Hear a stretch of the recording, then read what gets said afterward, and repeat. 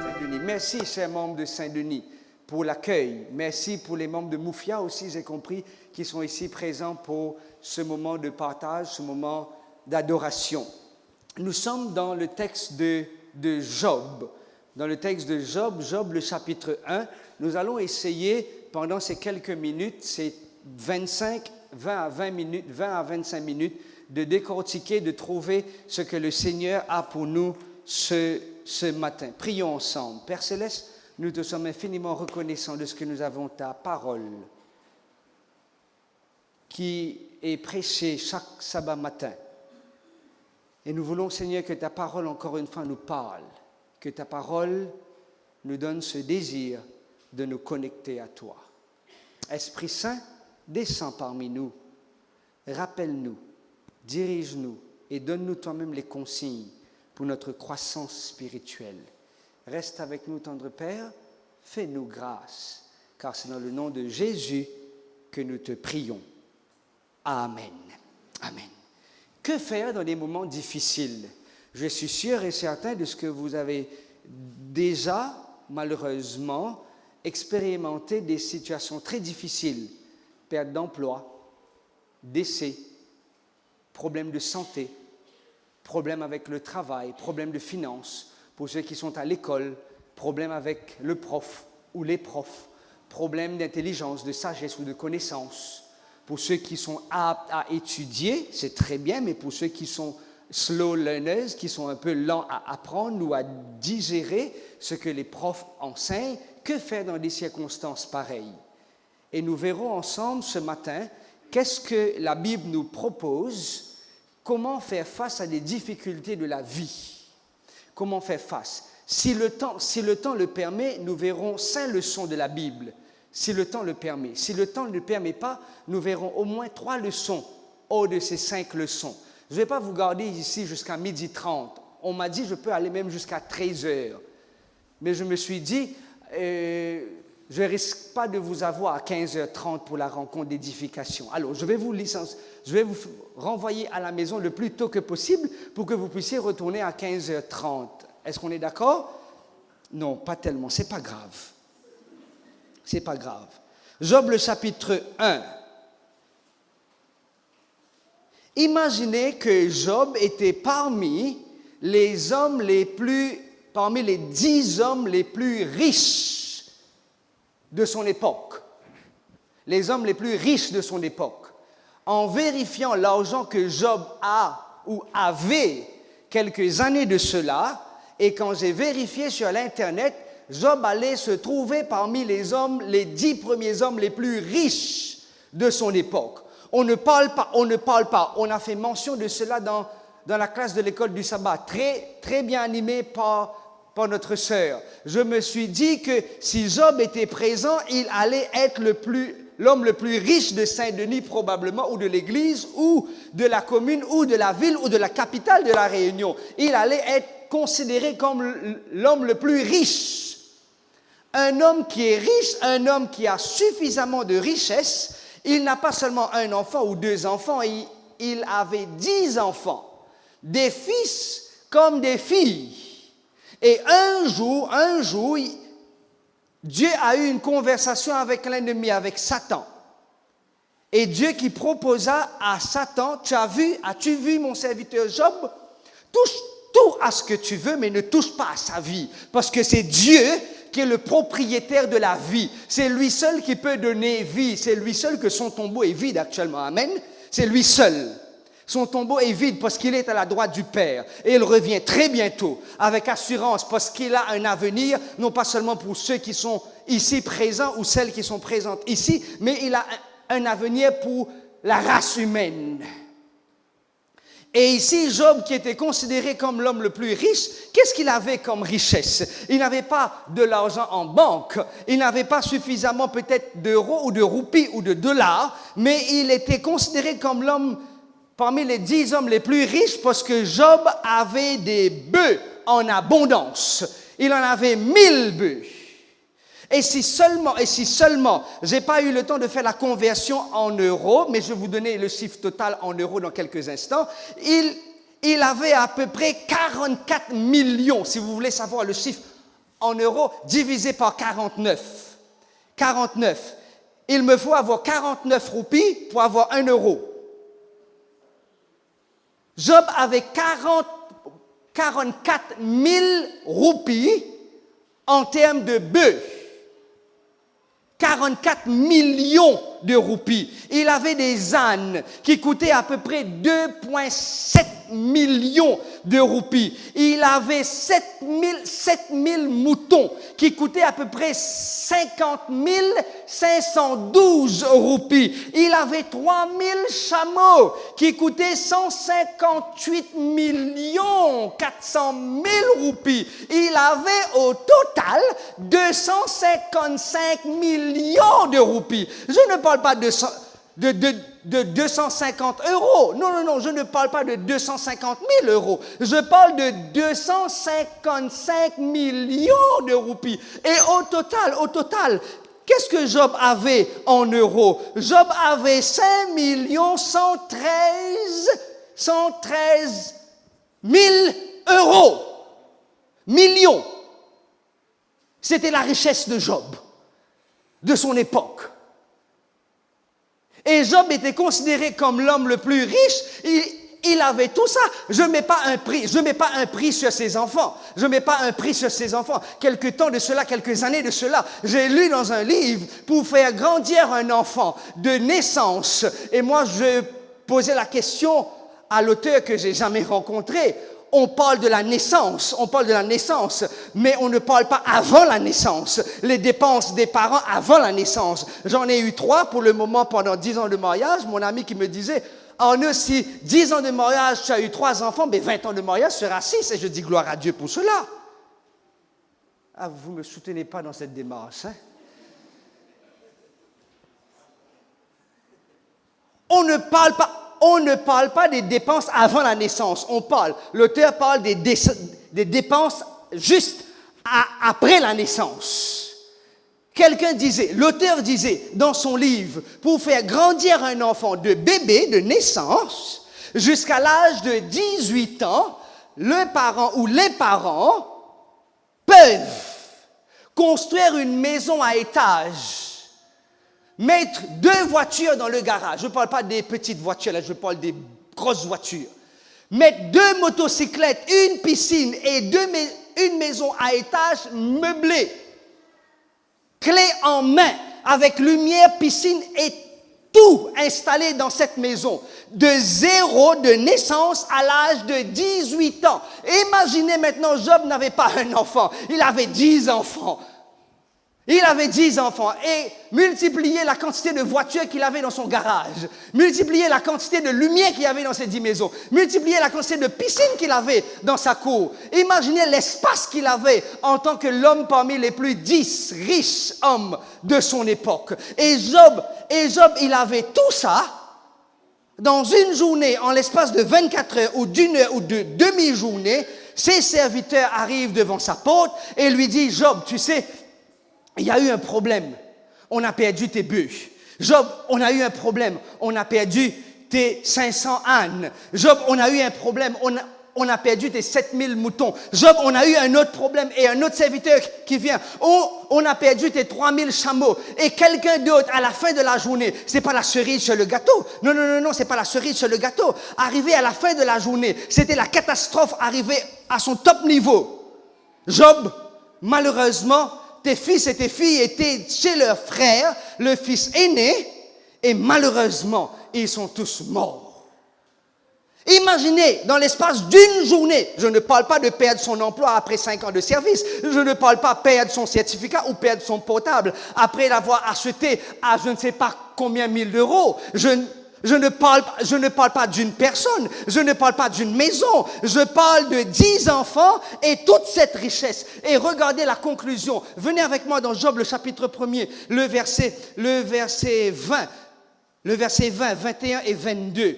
Alors Job se leva, déchira son manteau et se rasa la tête, puis se jetant par terre. Il se prosterna. Il dit, je suis sorti nu du sein de ma mère et nu je retournerai dans le sein de la terre. L'Éternel a donné, l'Éternel a ôté, que le nom de l'Éternel soit béni. En tout cela, Job ne pécha point et n'attribua rien d'injuste à Dieu. Rien d'injuste à Dieu. Après avoir perdu toute sa richesse, après avoir perdu tous ses enfants, il ne pécha point. La première leçon à retenir, chers frères et sœurs, chers membres d'église, la première leçon, à ne jamais cesser d'adorer Dieu dans les circonstances les plus difficiles. À ne jamais cesser. On a pour habitude de chanter ce chant. Je suis né pour te louer. Je suis né à te dire, apprendre à te dire merci en toutes circonstances. Et ce que je n'arrive pas à comprendre, nous venons à l'église et quelqu'un ne me salue pas, quelqu'un ne me fait pas la bise, quelqu'un qui passe juste à côté de moi, et moi je décide de ne plus fréquenter l'église. Je viens à l'église, je me suis assis là, et quelqu'un qui vient, qui prend ma place, je peux même pas. Ah, peut-être que ça ne se passe pas ici à La Réunion. C'est peut-être seulement à l'île Maurice que ça se passe. J'ai rencontré personnellement ces membres d'église, une sœur dans une des églises que j'avais la charge. L'histoire remonte des années de cela. Elle est entrée à l'église, elle a déposé son sac, sa Bible et son cantique. Elle est partie aux toilettes. Et quand elle est retournée, il y avait une personne qui occupait déjà sa place. Et quand elle a demandé à cette personne de se pousser un peu au fond parce que c'était sa place, et la personne n'a pas voulu, elle a décidé de prendre ses affaires et de partir à l'église. Et plus jamais, jusqu'à maintenant, cette personne a 93 ans, plus jamais, elle a remis ses pieds dans une église adventiste. Jamais, elle a remis ses pieds dans l'église adventiste. Imaginez qu'elle était dans la place de Job. Je ne voulais pas transposer de contexte. Ce qui me tuer en parenthèse, c'est qu'on abandonne la foi trop facilement, chers membres d'Église. On se laisse décourager trop facilement. Le pasteur qui ne me rend pas visite, je ne viens plus à l'église. Un membre qui ne me salue pas, je ne viens plus à l'église. Les membres qui me critiquent, je ne viens plus à l'église. Ma fille ou mon enfant qui est tombé dans la drogue ou du zamal, je ne viens plus à l'église. On ne veut plus s'engager avec le Seigneur. Alors que probablement tout va bien. Tout va bien. Imaginez que nous étions et que j'étais dans la place de Job. Perdre dans une journée. Perdre ses enfants, sa richesse, tout. Et Job dit, ni je suis venu et ni j'irai, mais que le nom de l'Éternel soit glorifié. Que le nom de l'Éternel soit glorifié. La première leçon, à ne jamais cesser d'adorer Dieu en toutes circonstances. Ne trouvons pas des raisons, chers frères et sœurs, ne trouvons pas des raisons, chers membres d'Église, chers bien-aimés, ne trouvons pas des raisons pour abandonner l'Église. On peut en trouver des centaines et des dizaines et des milliers. Et Job avait toutes les raisons du monde de dire que Dieu est injuste. Il avait toutes les raisons. Et peut-être que ça fait déjà 100 ans, peut-être pour notre sœur, peut-être 20 ans ou 25 ans ou 10 ans que vous priez pour un sujet et que jusqu'à maintenant, Dieu ne vous a jamais répondu et que vous vous dites peut-être que Dieu ne m'écoute pas et Dieu ne veut plus m'écouter et Dieu ne m'aime plus. Alors que vous avez pris la décision pendant un moment de ne plus vous fier à Dieu. Job, il s'est accroché à Dieu. Dans les circonstances les plus difficiles, mon ami, j'étais jeune, je suis plus jeune. Mon corps me rappelle que je suis plus jeune. J'étais jeune, mais je peux te dire, toutes les raisons étaient bonnes pour moi de quitter Dieu et d'abandonner l'Église. Nous avons des raisons et des centaines et des milliers de raisons de dire que je ne viens plus à l'église. J'ai des dizaines et des centaines de raisons de dire je ne vais plus lire la Bible. Si tu as décidé de ne plus lire la Bible, je t'encouragerai aussi de cesser de fréquenter Facebook. Si tu as décidé de ne plus lire la Bible, je vais te demander aussi de cesser de fréquenter Instagram. Si tu as décidé de ne plus lire la Bible, je vais te recommander aussi d'abandonner ton portable. Parce que ton portable ne t'apprend rien de plus, si ce n'est que la Bible peut t'apprendre comment marcher avec le Seigneur et comment avoir la vie éternelle. Ton portable, elle est peut-être chère, mais elle ne peut rien faire pour toi. Elle ne peut rien faire pour toi. Ton portable n'a pas été crucifié sur la croix. Même pas flagellé. Mais celui qui est l'auteur de la Bible, lui, il a souffert pour moi sur la croix. Lui, il a donné sa vie pour moi. Job, en tout cela, il ne pécha point et il n'attribua rien d'injuste à Dieu. La première leçon, en toutes circonstances, n'oublie pas, mon frère, n'oublie pas, ma soeur, n'oublie pas, jeune homme et jeune fille, de te soumettre à la volonté du Seigneur. Et ça, c'est pour seulement un jour, dans une journée de 24 heures. Nous ne savons pas exactement la durée, si c'est demi-journée de 9 heures à midi, on ne sait pas. Mais le texte me fait comprendre que Job a tout perdu dans une journée. Sur quelle durée? On n'a pas cette information. Mais il a tout perdu. Il n'a même pas eu le temps de respirer. Et Lot est venu pour dire, Job, il y a un problème. Et l'autre serviteur qui vient et qui dit, Job, chef, maître, il y a un autre problème. La première leçon, à ne jamais abandonner le Seigneur en toutes circonstances. Même si, un moment de ma vie, je l'ai abandonné. Malheureusement, c'était un moment très difficile pour moi. Et je peux comprendre. La plupart de ceux qui quittent l'Église, ce n'est pas tout simplement parce que le monde les attire. Selon l'observation faite en tant que pasteur et en tant que membre d'Église, parce que je suis aussi membre d'Église, la plupart de ceux et celles qui quittent l'Église, ce n'est pas parce qu'ils sont attirés par le monde, non. C'est parce que malheureusement, ils ont eu des coups durs à l'intérieur de l'Église.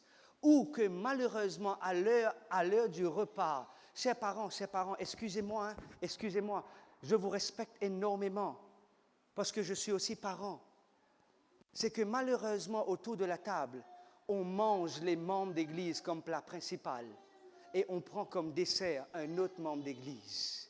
Et quand les enfants, ils entendent cela, et c'est pour cela que mon épouse et moi, on s'est dit, on ne va jamais et jamais, par la grâce du Seigneur, critiquer l'Église devant nos enfants. Si on doit partager quelque chose, soit on parle en anglais ou on attend le soir pour analyser la chose et pour trouver une solution. Les jeunes d'église quittent l'église, non pas parce que le monde les attire. Pour certains, oui, peut-être, ils aiment danser, ils aiment l'amusement, ils aiment tout, oui, ils aiment le monde. Il n'y a pas de souci, mais la plupart, ils quittent l'église parce qu'ils se sentent mal aimés à l'intérieur de l'église. Et Job, lui, il s'est accroché à Dieu. Il s'est accroché à Dieu. Pour lui, il avait les raisons les plus solides pour dire non, je vais abandonner le Seigneur. La deuxième leçon à retenir, et je ne pense pas que j'aurai le temps de partager les 5 leçons avec vous, que 3 leçons pour ce matin. Il était jeune. Ah oui, ce jeune homme, il était jeune, probablement à l'âge de 17 ans. Il était à un moment le dernier de sa famille. Et son petit frère, qui venait de naître, il était l'avant-dernier de sa famille. Et alors que ses 10 grands frères ne l'aimaient pas, parce qu'il était le préféré de son papa. Ses frères étaient jaloux de ce que leur papa donnait plus d'attention au dernier. Et alors que son papa lui avait demandé, s'il te plaît, mon enfant, rapporte de la nourriture à tes frères qui sont dans la prairie, qui gardent mes moutons, apporte un peu de nourriture pour tes frères. Et alors que les 10 se sont rencontrés pour dire, hé, voilà, il vient, on va le tuer. Et l'un parmi qui proposa de le vendre en tant qu'esclave. Permettez-moi de vous lire une citation. Je n'aime pas utiliser le portable Dieu de la chair, mais avec votre permission. C'est dans le livre Patriarches et prophètes, à la page 192, paragraphe 2. Patriarches et prophètes, page 192, paragraphe 2. Ce jeune homme, il se jette tout entier dans les bras de son Créateur. Il le supplie d'être son soutien au pays de l'exil. De toute son âme vibrante d'une sainte émotion, il prend d'héroïques résolutions. Et quelles sont ces résolutions? En toutes circonstances, il agira comme il convient à un sujet du roi des rois. Il le servira de tout son cœur. Il affrontera les plus amères épreuves avec courage. Il sera fidèle dans tous ses devoirs. En quelques heures, jeunes, écoutez-moi, s'il vous plaît, écoutez-moi, ne soyez pas distraits. En quelques heures, il a appris ce que des années n'auraient pu lui enseigner autrement. Les événements d'un seul jour l'ont transformé d'un enfant gâté. Le malheur a fait de lui un homme réfléchi, vaillant et maître de soi. Un homme vaillant et maître de soi. C'est qui? C'est Joseph. Joseph qui était toujours avec son papa. Il était le gâté de la famille. En un jour, il a appris des choses que jamais il aurait appris autrement s'il était dans la maison de son père. Il s'est résolu de prendre des décisions héroïques, d'être fidèle à son Dieu en toutes circonstances, même devant le sexe, même devant le vol, même devant le pouvoir, même devant l'argent. Il avait pris la décision, jeune qu'il était à l'âge de 17 ans, dans ce chariot qui l'emmenait dans le pays de l'exil. Il avait résolu déjà en son cœur, Seigneur, je pars dans l'incertitude, mais tu es le Dieu qui contrôle mon avenir. Je pars dans l'incertitude, mais tu es le Dieu qui a formulé pour moi un projet de paix et un projet d'avenir. S'il te plaît, Seigneur, je remets tout et tout entre tes mains. Et ce Joseph, devant la femme de Potiphar, accusé de tort et être emprisonné pendant 2 années, il est devenu le 2e en Égypte. Juste après Pharaon, c'était Joseph, le gouverneur de l'Égypte. Imaginez un jeune homme de 17 ans. Quel âge as-tu, mon frère? Aïe. Joseph est parmi nous. Joseph est parmi nous. Rappelle-moi ton prénom. Joseph? Ça, en plus de ça, Samuel, biblique. Mon frère Joseph? Imaginez Samuel à l'âge de 17 ans. Votre fils, mon frère? Votre fils aussi. Imaginez Samuel le gâté. Dès qu'il quitte la maison, son sac est prêt, son goûter est dans son sac, où il a eu les sous pour acheter de la nourriture à l'école ou à l'université.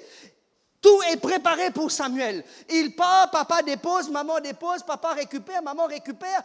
Tout est bien planifié pour Samuel. Il mange à sa faim, il dort convenablement dans son lit avec l'Internet, 4 gigas, 5 gigas, portable, dernier cri. Il a tout. Il a les baskets, il a les t-shirts, il a les pantalons, il a tout. Rien ne manque à Samuel, rien ne manque à Samuel. Il est bien gâté, il est bien logé, bien nourri, bien blanchi. Et dans l'espace d'une journée, Samuel doit prendre la décision d'abandonner sa vie complètement entre les mains du Seigneur. Et c'était Samuel qui était dans le chariot, Joseph qui était dans le chariot. La deuxième leçon à retenir, garde toujours les yeux fixés sur Jésus en toutes circonstances. Amen. Garde tes yeux, mon frère Samuel. Je sais ce qui t'attend dehors. Hein? Il y a des loups dehors. Il y a des loups dehors. Mais garde tes yeux toujours fixés sur Jésus. Jeune homme, jeune fille, gardez vos regards toujours fixés sur Jésus.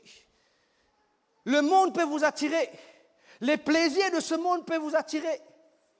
La tentation de ce monde peut vous attirer. Joseph aussi, il avait toutes les raisons de se dire, ah Seigneur, je suis esclave maintenant. Je suis esclave. Il peut faire ce qu'il voulait. Pour ceux qui quittent la Réunion et qui partent en métropole et qui vivent seuls, sans maman, sans papa, s'il vous plaît, vous pouvez faire tout ce que vous voulez et papa et maman ne savent pas. Mais Dieu sait tout. Il sait tout. Il voit tout ce qui se passe sous la lumière ou derrière le rideau. Il sait tout. Il voit tout. Il enregistre tout. Toutes tes conversations, il est au courant. Tu peux cacher tout du pasteur ou des membres de l'église ou de tes parents, mais Joseph, lui, il avait pris la résolution de se soumettre à la volonté de Dieu. Chers membres d'église, je ne parle pas seulement pour les jeunes, je parle aussi pour l'adulte. Que nous puissions nous aussi nous abandonner entre les mains du Seigneur. Peut-être que nous avons une vie assez facile, assez agréable. Tout est bien planifié.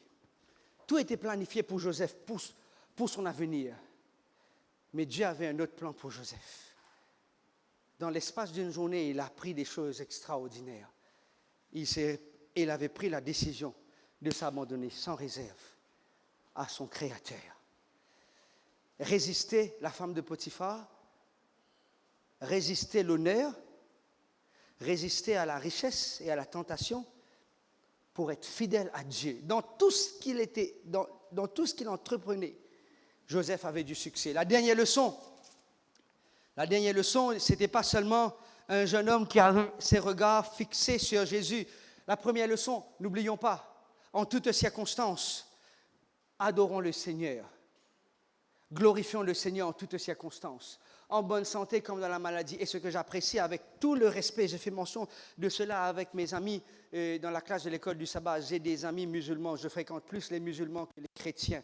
Je joue au badminton en tant qu'amateur, non pas en tant que professionnel, parce que je ne suis pas payé pour jouer au badminton, mais je joue au badminton trois fois la semaine. Et la plupart, 92% de mes amis qui jouent au badminton avec moi, ce sont des musulmans. Le quartier est un quartier musulman. Et je les respecte énormément et ils me respectent énormément. J'ai plus de contacts des musulmans sur mon répertoire que d'autres amis chrétiens, mes amis de classe. Et mes amis musulmans me disent souvent, pour eux, je ne suis pas Arnaud, je m'appelle Christophe, pour eux. Je me suis présenté en tant que Christophe, c'est plus facile pour eux de retenir Christophe juste pour faire le lien de Christ en tant que chrétien et en tant que pasteur.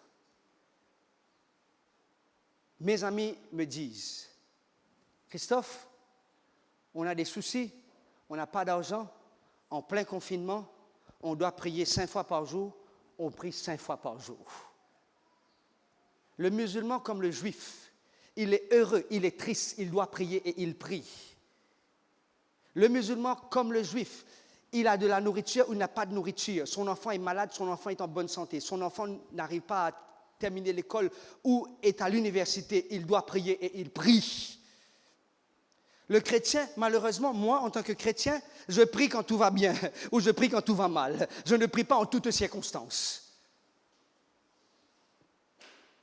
Je ne vous dis pas de vous faire musulman. Non, ce n'est pas ça mon point. Mais c'est de vous dire, c'est de prier en toutes circonstances. Adorons le Seigneur en toutes circonstances. La première leçon. La deuxième leçon, gardons nos regards fixés sur Jésus.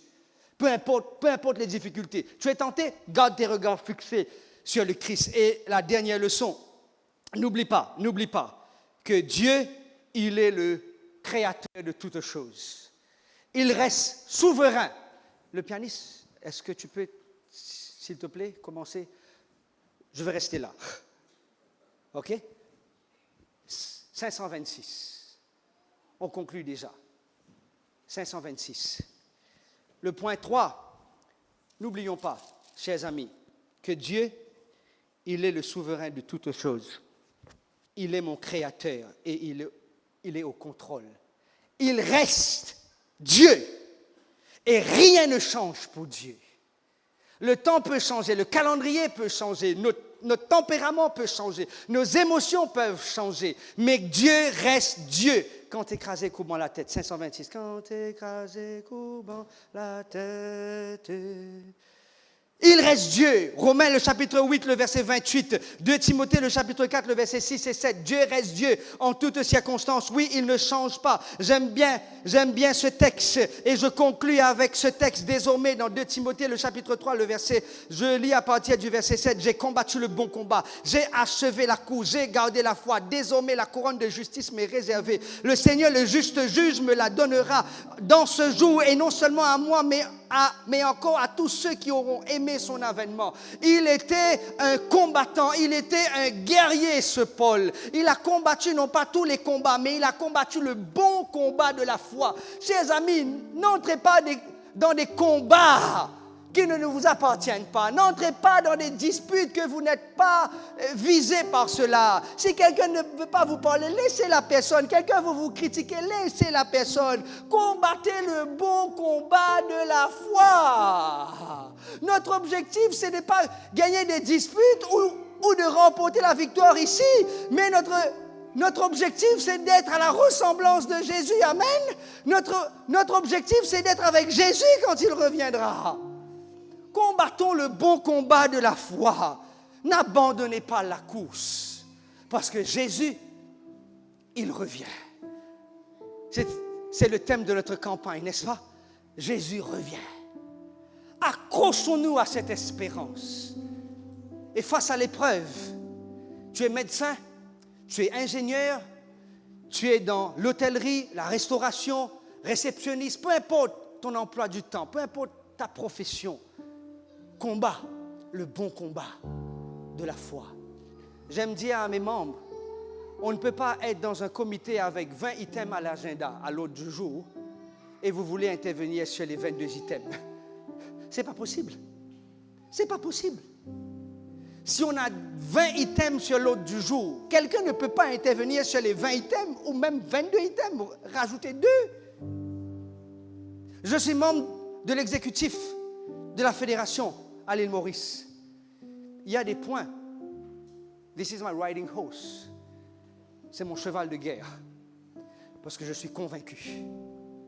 Je suis convaincu, pas seulement parce que j'ai cette conviction, parce que je suis convaincu et ma conviction se repose sur la parole de Dieu.